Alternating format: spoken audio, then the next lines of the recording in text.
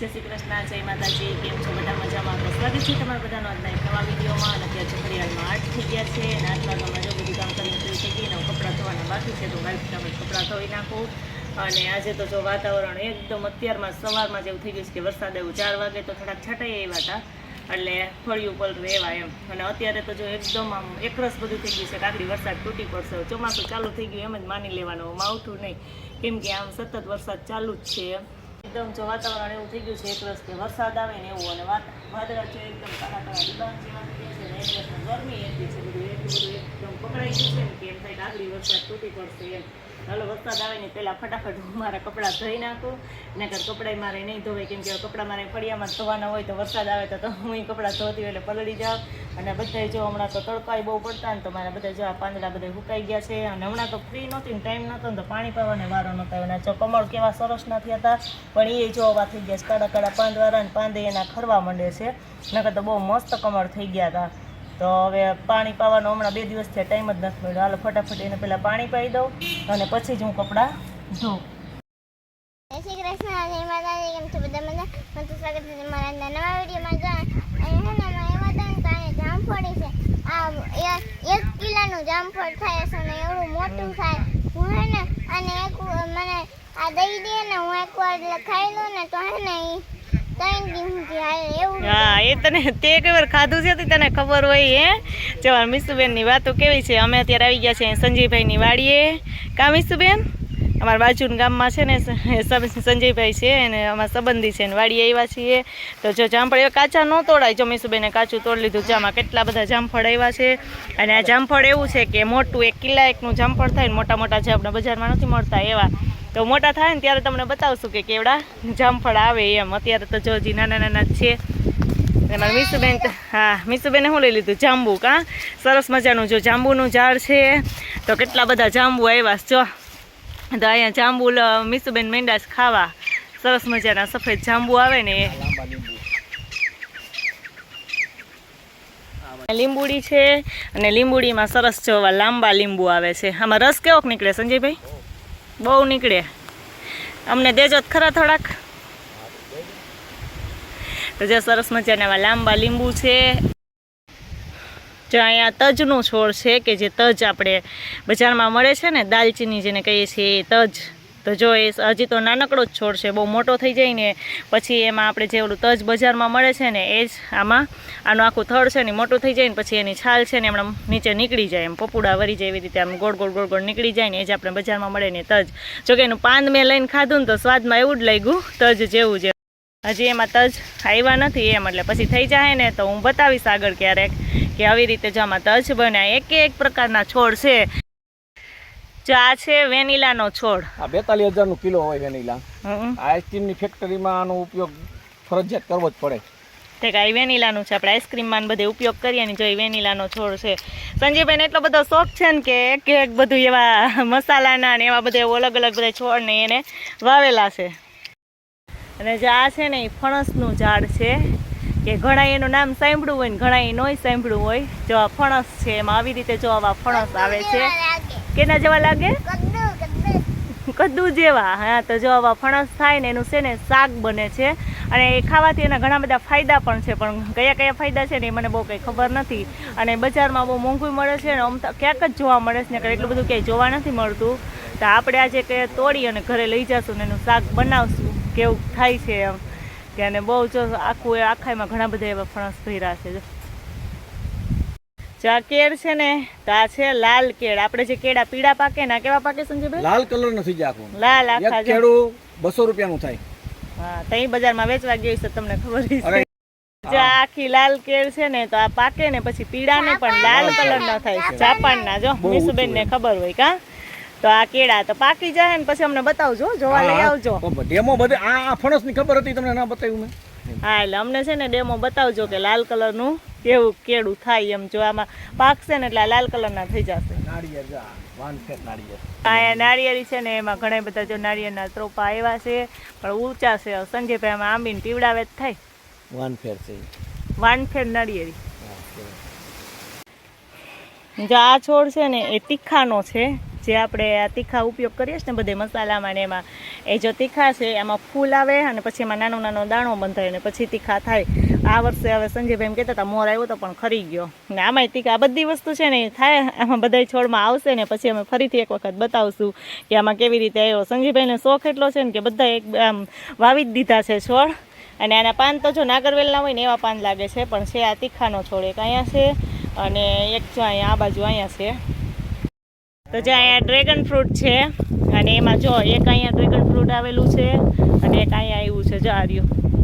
આ બધું થાય એટલે અમને ખાવા દેજો. આજથી 50 વર્ષ પહેલા જે લુપ્ત થઈ ગયેલી હતી જે મોરસ શેરડી ઓરિજિનલ આ ઈ મોરસ શેરડી જો લાગે છે આપણે જોઈને ઓલી શેરડી જેવી પણ મને તો આમાં કંઈ ખબર ન પડે. સંજયભાઈનું આ બધું કામ છે એટલે એને બધી ખબર હોય. હા અમારા મીસુબેનને તો બધું હોય જ મને કાપી દેજો ખાવાની વસ્તુ તો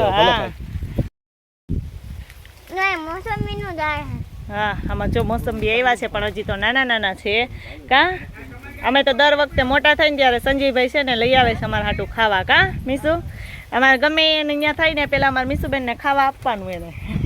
તો સરસ મજાના આજે તો નાના નાના છે મોટા થઈ જાય ને પછી અમે મોટું થઈ ગયું. હા એ તોડતી નહીં હોય હજી એમાં તુરું તુરું લાગે એ ખાટું ન હોય. અને ટમેટી છે નાના નાના ટમેટા છે.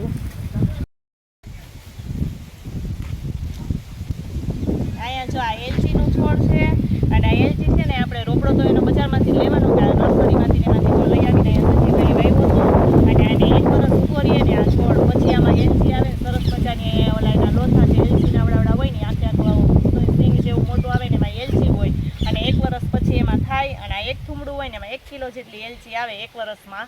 એને સંજયભાઈના પૂરેપૂરો અનુભવ છે એટલે એમ કીધું કે આવી રીતે આમ એલચીનો આ કરાય છોડ. તો એને એક જ વાવ્યો હતો ને એમાંથી જો ઘણા બધા નાના નાના છોડ છે ને એમાં ફૂટી ગયા છે ને આ બધામાં છે ને હવે એલચી આવશે ને જ્યારે એમાં આવી જાય ને પછી અમે બતાવશું કે આ એલચી છે કેવી કામમાં આવી છે એમ.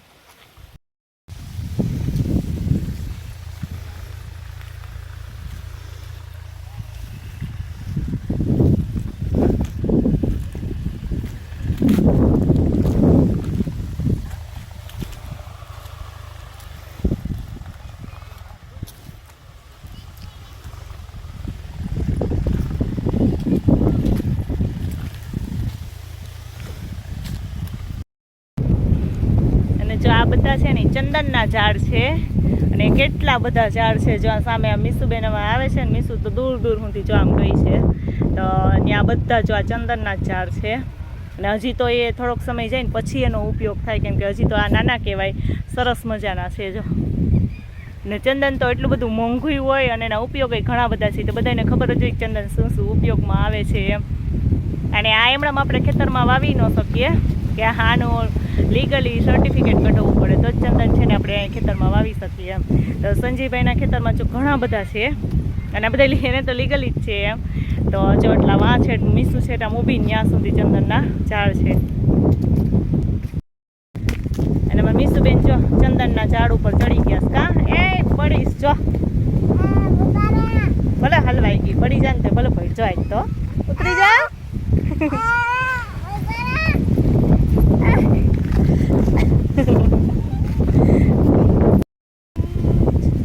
મીસુબેન પડી એમ હતા ને ધરાર ચંદનના ઝાડ ઉપર ચડી અને આ છે ને લાલ ચંદન છે અને એને તૈયાર થતા છે ને 20 વર્ષ લાગે.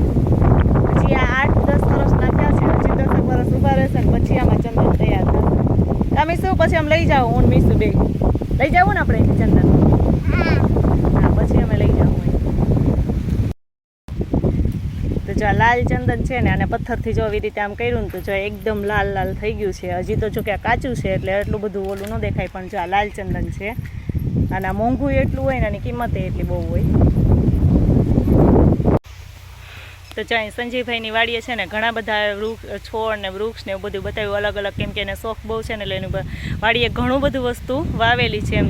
અને આમ તો જો પાછળ દેખાય ને આ બધા ચંદનના ઝાડ છે એમ અને આટલા બધા અને આગળ મેં બતાવ્યા બધા અલગ અલગ જે મસાલાના અને બધા જે ઓલા છોડ છે એ બધા છે એમાં જ્યારે એ બધી વસ્તુ આવશે ને ત્યારે ફરીથી એક વખત બતાવીશ કે વસ્તુ છોડ ઉપર કેવી રીતે આવી છે એમ કે કેવા લાગે છે કે રિયલમાં આપણે જે બધું હોય આ એલચી તીખા અને તજનો છોડ બતાવ્યો હતો ને તો બધું. તો પછી જ્યારે એમાં જે વસ્તુ આવશે ને ત્યારે ફરીથી આપણે એક વખત વિડીયોમાં બતાવશું. ને હાલો હવે અમે થોડીક વાર આંટો મારી લીધો અને હવે અમારે ઘરે જવું છે. તો જો મીસુબેન તો વાડીએ વહી ગયા છે અને અમે ઘરે જઈને જે ઓલું ફણસ હતું ને એ ફણસ અમારે લઈ જવું છે અને એનું શાક બનાવવું છે. જોઈએ કેવું થાય એમ. જોકે મેં તો પહેલી વખત જોયું છે અને એનું શાક પહેલી વખત જ આપણે બનાવવાના છીએ. તો આજે એને તોડી લઈએ અને પછી ઘરે લઈ જશું. અને મીસુબેનને જો ત્રોપા પીવા છે ને તો કોઈ ત્રોપા આંબી નથી દેતું ને તો મને કહે હું એકલી ચડીને હું આંબી લઉં. એ કે પડી જઈશ હો.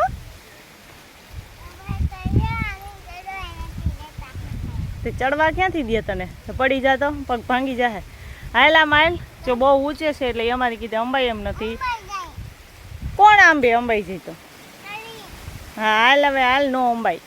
આપણે સંજયભાઈને કેવું હમણાં આંબી દે હાલ.